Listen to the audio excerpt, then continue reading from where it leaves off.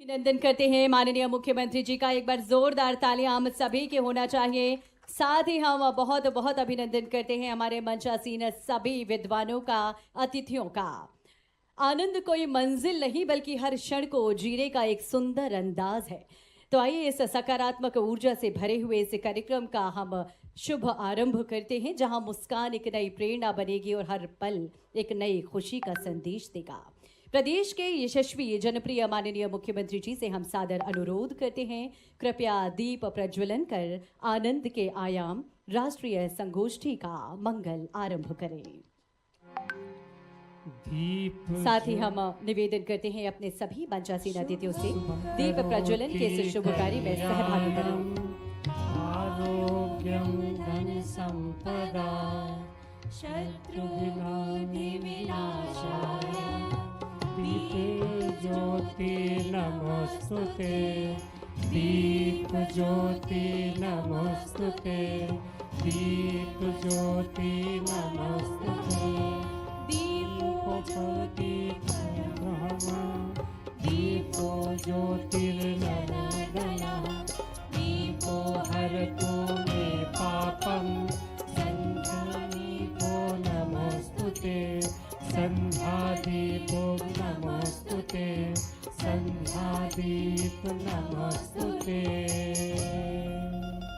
हार्दिक धन्यवाद माननीय मुख्यमंत्री जी, हार्दिक धन्यवाद। समृद्ध मंच। ये दीप केवल प्रकाश का प्रतीक नहीं बल्कि ये हमारे भीतर के अज्ञान को मिटाकर आनंद के उजास को प्रज्वलित करने का संकल्प भी है। माननीय मुख्यमंत्री जी, मंचासीन अतिथिगण और यहाँ उपस्थित सभी आनंद की खोज में निकले हुए सजग नागरिकों को हम सादर प्रणाम करते हैं। आप सभी का अभिनंदन करते हैं। आनंद के आयाम केवल एक कार्यक्रम नहीं, ये एक अनुभव है, एक यात्रा है जो हमें बाहर की दुनिया से उठाकर हमारे भीतर के उस कोमल, शांत और प्रकाशमान केंद्र तक ले जाती है जहां बसता है आनंद। और मध्य प्रदेश वो पावन भूमि है जिसने केवल खुशहाली को अपने मध्य प्रदेश का केंद्र बिंदु बनाया है और प्रदेश का हर एक नागरिक खुशहाल हो, इस हेतु माननीय मुख्यमंत्री जी कृत संकल्पित है।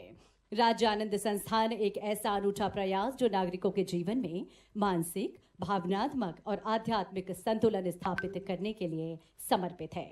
आइए एक बार जोरदार तालियों के माध्यम से हम मध्य प्रदेश के माननीय मुख्यमंत्री जी का अभिनंदन करें, स्वागत करें। देवियों सज्जनों, तालियां लगातार गूंजती रहें और अतिथि सत्कार हमारी परंपरा है, हमारी परिपाटी है। उसी परंपरा और परिपाटी के उपक्रम का निर्वहन करने के लिए हम आगे की ओर बढ़ रहे हैं। देवियों सज्जनों, आप सभी के ओर से मध्य प्रदेश के माननीय मुख्यमंत्री जी के स्वागत और सत्कार के लिए हम सादर अनुरोध करते हैं प्रमुख सचिव श्री राघवेंद्र सिंह जी, आपसे माननीय मुख्यमंत्री जी का अभिनंदन सभी की ओर से पुष्प गुच्छ भेंट।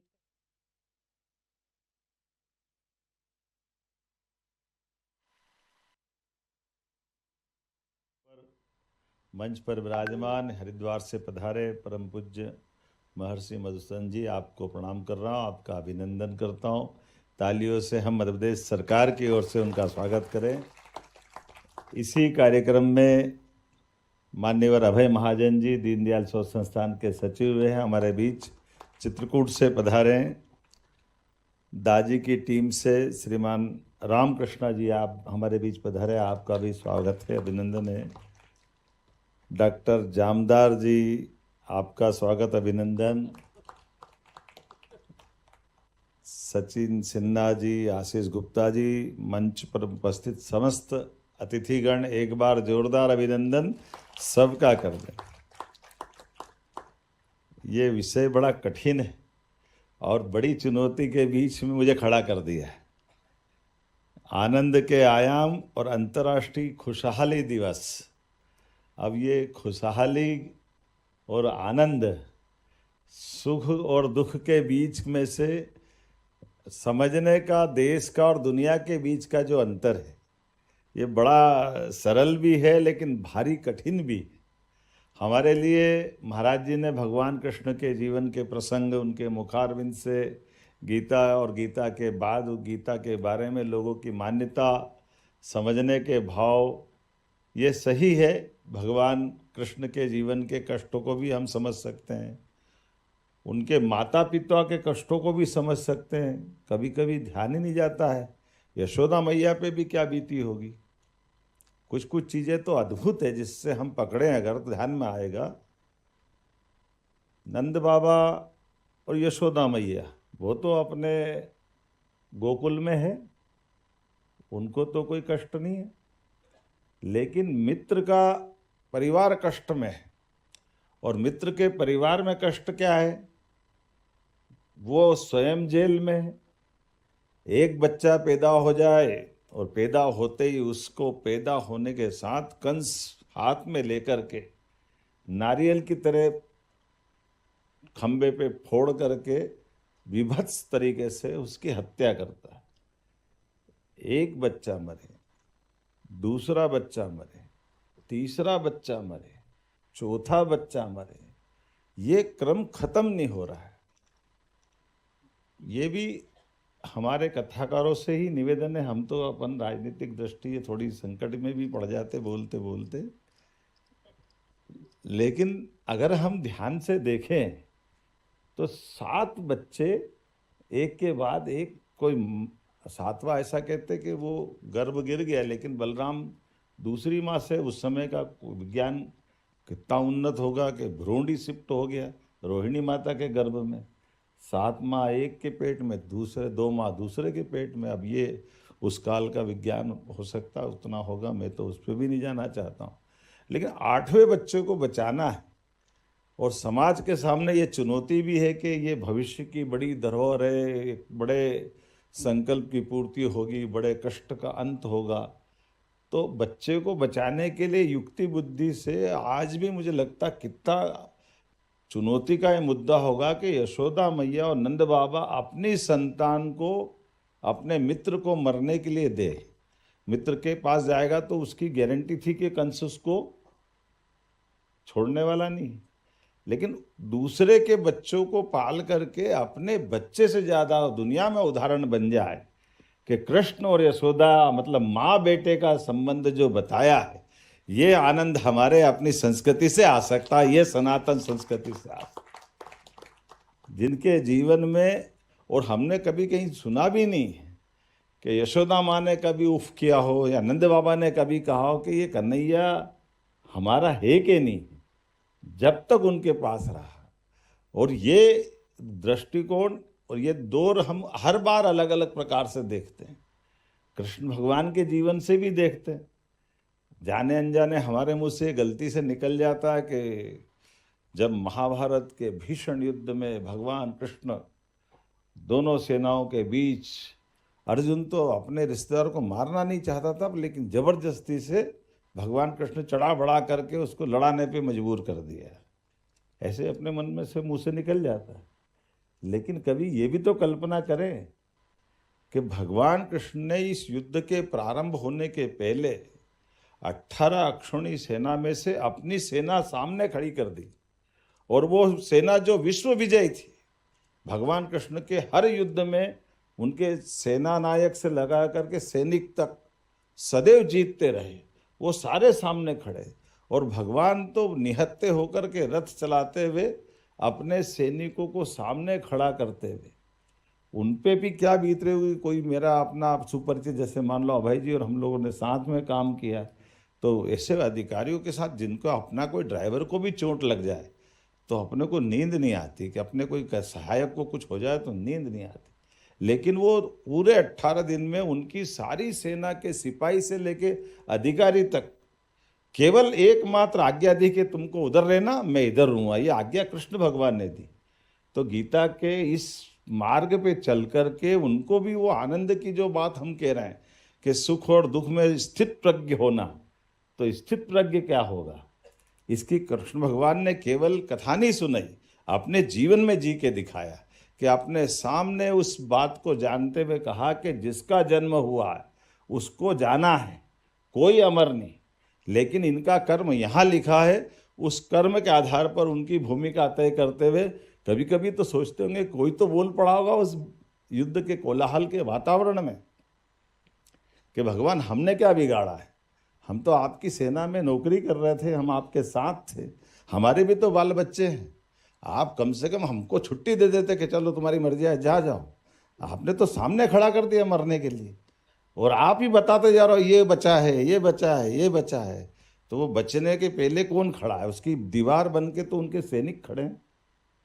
भीष्म पितामह अगर टारगेट बना रहे होंगे, द्रोणाचार्य बना रहे होंगे, तो 7 अक्षौणी सेना तो अकेले भगवान कृष्ण की थी। तो वो अपनी सेना के एक एक अधिकारी को, एक एक कर्मचारी को मरते देखना, ये मुझे लगता है कि वास्तव में ये खुशहाली दिवस की तो बात नहीं हो सकती है। और सच्चे अर्थों में आनंद की बात भगवान कृष्ण के उस जीवन में उनके जीने से हम प्रेरणा रूपी ग्रहण कर सकते। मैं इस अवसर पर आप सबको अभिनंदन भी करता हूँ, वंदन भी करता हूँ। और सच में ये जो सिम्हस्थ का आयोजन होता है 2016 में, इस विभाग की कल्पना के पहले विचार कुंभ के माध्यम से अलग अलग विद्वानों के साथ जोड़ करके सच में हमारे ऐसे कई विषयों को भी दुनिया जानती समझती नहीं। हमारे अपने शरीर को कितना कष्ट दे सकते, उस कष्ट की पराकाष्ठा के बावजूद भी देखने वालों को दया आती है, उसको बड़ा अलग प्रकार का लगता है जिसने देखा नहीं। लेकिन जो जी रहा है उस पर, तभी तो वो कांटों के ऊपर अपनी तपस्या कर लेता है। बबूल के कांटे, शरीर पे एक कपड़ा नहीं, और महाराज लेटे आराम से, धूप बिल्कुल उस समय की 44 की टेम्परेचर में, चारों तरफ अग्नि स्नान कर रहे हैं। और अग्नि स्नान में धूप तो जैसे ताप चल रहा है, और वो धूप भी 12 बजे से 2:30 बजे तक की जो धुनी तापते हैं। पहले तो वो अपना नंगे बदन किसी दोपहर में इतनी लू चलती हो, कोई बैठने का कितना बड़ा हिम्मत का मामला। उससे भी आगे बढ़ के चारों तरफ कंडे जलाओ, और कम पड़ रही धूप सूर्य की तो और जलाओ, और कम पड़ रही तो उसके बाद इसकी भी अलग अलग डिग्री है कि ये तो अभी शुरुआत के समय में 5 लगाएंगे, फिर 7 लगाएंगे, 7 के बाद और दक्ष हो गए तो पूरी एक अच्छी टोकरी जिसमें सारी आग लगा करके वो भी सिर पे लगा लेंगे। और आगे बढ़ करके वो तो आँख के ऊपर भी कपड़ा डाल के अपनी तपस्या में धुनी जमा करके भगवान का चेतना के साथ। अब कभी कल्पना करो कि आपने आँख पे पट्टी बांधी है, ऊपर अग्नि रख दी है, चारों तरफ अग्नि जल रही है, कभी सिर हिल गया तो वो कहाँ जाएगी आग? आप पे ही तो आएगी। आपको बचाएगा भी कौन? क्योंकि आप तो आग भी नहीं खोल रहे हो। लेकिन मैं भगवान की लो लगाने के लिए उस आनंद में डूब रहा हूँ। अब इसकी कोई पारितोषिक दे रहा है क्या? कौन क्या कर रहा है? कुछ नहीं करने वाला है। लेकिन ये जो अंदर का आनंद है, वो अपनी साधना के मार्ग से आनंद देखते हैं। ये प्रेरणा जो आती है, इसका एहसास होता है बचपन से। कई सारे ऐसे कई लोगों के साथ ये सनातन संस्कृति अपने बीच में से ऐसे आनंद के साथ समाज के साथ खड़े होकर के सामूहिकता के माध्यम से, अब ये संत वृंद को इसलिए प्रणाम करते हैं, अग्नि वस्त्र धारण करके ये हमारे लिए समाज की ऐसी कई उलझनों से अपने जीवन के निचोड़ हमको देते हुए, ये जो परिवार परंपरा भारतीय लोगों के बीच में आई है। मार्गरेट थैचर ने 1956 के विश्व हिंदू सम्मेलन के मंच से बोला था, भारत और इंग्लैंड का मूल अंतर क्या है? तो भारत और इंग्लैंड का मूल अंतर ये है कि भारत के अंदर एक कमाता और सब खाते, ये कुटुंब में हो सकता है, ये कहीं नहीं हो सकता है। ये वाकई आनंद का जो ऐसा जीवन का प्रसंग है, ऐसे कई सारी चीज़ें हैं। इसीलिए हम जिस दीनदयाल जी के नाम पर शोधपीठ स्थापित करें, नानाजी को स्मरण करते हैं। तो जिनका अपना स्वयं का परिवार नहीं, जिनके अपने स्वयं के कोई काम धंधे व्यक्तिगत नहीं, लेकिन 500 गाँवों को संकल्प लेकर के सबको स्व अनुशासित होकर के जीवन के सब प्रकार के, ऐसे दाजी को भी स्मरण करते हैं। स्वयं सफल सिद्ध फार्मासिस्ट और अच्छी जिंदगी जीते हुए, बढ़िया व्यापार व्यवसाय था, लेकिन सब छोड़ करके वो अपनी ज़िंदगी के बाद इस मार्ग से आए। महाराज जी अपना कहाँ यूपी और कहाँ से हरिद्वार जा कर के इस मार्ग पे चल रहे हैं। सच में ये आनंद को हम अगर देखें हर जगह, अपने हर एक स्थान पर, लेकिन इससे ही हमारी संस्कृति चलती। तो हमने भी सरकार के लेवल पर 2016 के कुंभ से, कुंभ का अपना महत्व है, कुंभ के माध्यम से कभी कभी जाने अनजाने इस बात पे भी ध्यान नहीं जाता है कि स्नान ही क्यों करते हैं। कोई कुंभ में स्नान की जो महत्ता है, तो ये जो हमारे 5 तत्व है, इन 5 तत्वों में वैसे तो पहली बात ये भी बड़ा जोरदार जानकारी का विषय है कि ये 5 तत्व हर एक में डूबे पड़े हैं, कोई अलग अलग नहीं है। 5 तत्व जल में सब मिलेगा, पृथ्वी में 4 और मिलेंगे। अब पृथ्वी के साथ अग्नि, वायु, हर एक में तत्व है। और यही तो भगवान कृष्ण अपने मुखारविंद से 13वें अध्याय में कहते, स्थित हमारा अब ये जो खासकर क्षेत्रज्ञ विभाग के माध्यम से जो अध्याय में समझाते हैं, तो ये 5 तत्वों का बना हुआ शरीर और 5 कर्मेंद्रियाँ, 5 ज्ञानेंद्रियाँ और मन, बुद्धि, अहंकार, इन सब से मिला हुआ ये दोनों का शरीर, इसमें से चेतना जागृत होती है। और वो चेतना ही तो हमारे दुनिया में आज भी उस प्रकार के मार्ग पे ले जाती है जिसके लिए हम सब अपने जीवन की उत्पत्ति, प्रारब्ध, इस सब को खोजते हुए कई कारण से सनातन संस्कृति में ऐसी धाराएं हैं। हम सब आज के इस अवसर पर आनंद के इसी में वापस माहौल में आ जाएं। ये हमारा आयोजन वाकई अपने जीवन के रहस्य को समझते हुए अपने काम को दक्षता से करते जाए, आनंद से करते जाए, जितना अच्छा हो जरूर करते जाए। मेरी अपनी ओर से इस पूरे विभाग के साथ मैं भी पूछ रहा था कि जिनको पुरस्कार मिला वो क्या कर रहे हैं। एक ने फोटोग्राफी करी, उनको पुरस्कार मिला, एक ने वीडियोग्राफी करी, उनको पुरस्कार मिला। अब ये फोटो वीडियो से भी आनंद आ रहा है, ये भी तो मजा है हमारे लिए। कैसा आनंद है, कहाँ से हम लेकर के आ रहा है आनंद को, हर जगह से देखा जा सकता है। तो मेरी अपनी ओर से अच्छा आयोजन की बधाई, बहुत बहुत धन्यवाद। हार्दिक धन्यवाद माननीय मुख्यमंत्री जी, अपने विचारों से हम सभी का मार्ग प्रशस्त करने हेतु। शुभारंभ सत्र को अब हम समापन की ओर ले जा रहे हैं देवियों सज्जनों, और औपचारिक आभार प्रदर्शन हेतु